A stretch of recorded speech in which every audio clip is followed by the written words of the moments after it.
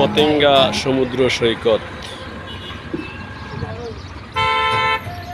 এয়ারপোর্টের সামনের অংশ।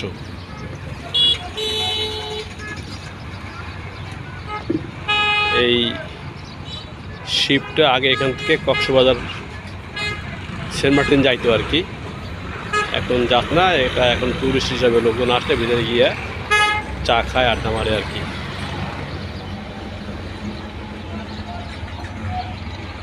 এটি এয়ারপোর্টের রাস্তা আর কি।